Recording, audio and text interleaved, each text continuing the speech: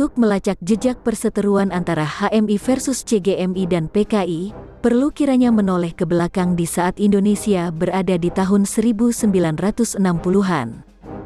Sekretaris Jenderal PB periode tahun 1966 sampai tahun 1969, Nazar Nasution, menceritakan masa-masa perseteruan itu dalam artikelnya yang dimuat di historiahmi.com berjudul Mengenal Tokoh Angkatan 66, Fahmi Idris. Menurut Nazar, Himpunan Mahasiswa Islam pada masa tahun 1960-an mempunyai basis yang cukup kuat di Universitas Indonesia. Di Fakultas Kedokteran ada Dr. Sulastomo, Abdul Ghafur, dan Hakim Sori Muda.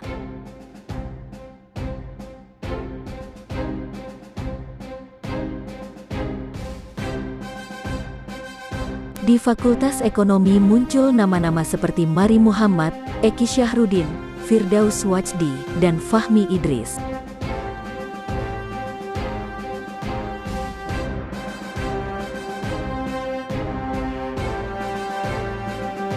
Sementara di Fakultas Hukum, ada Harun Kamil dan Sukayat.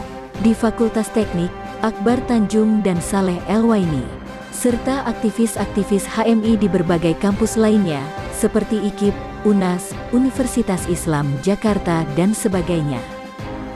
Pada periode tahun 1963 sampai tahun 1966 tersebut, HMI berhadapan dengan PKI yang giat sekali menuntut pembubaran HMI. PKI bertujuan membubarkan HMI, mengingat HMI saat itu merupakan salah satu benteng umat Islam.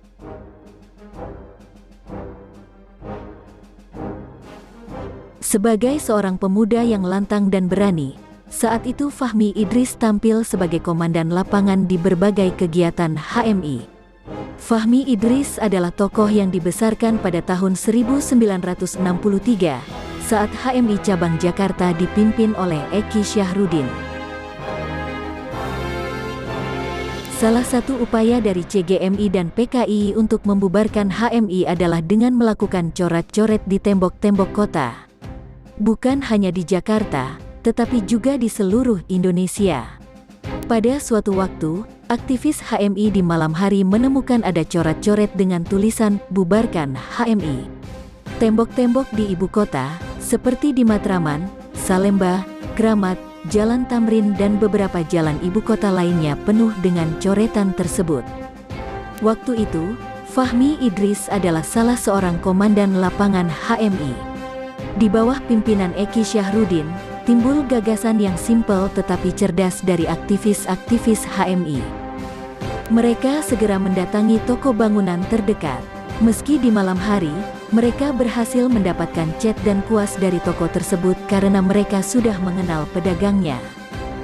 Toko tersebut sering menjadi langganan aktivis HMI untuk membuat spanduk dan poster-poster berbagai kegiatan HMI. Oleh aktivis HMI, kata "bu" pada kata "bubarkan" ditutup dengan cat putih dan sebagai gantinya dituliskan kata "ko". Sehingga kalimat "bubarkan HMI" berubah menjadi "kobarkan HMI".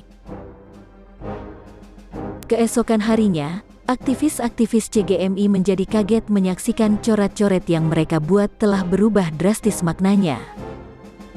Semula mereka hendak memberikan kesan negatif kepada HMI, tetapi sebaliknya yang terjadi adalah kesan positif bagi HMI.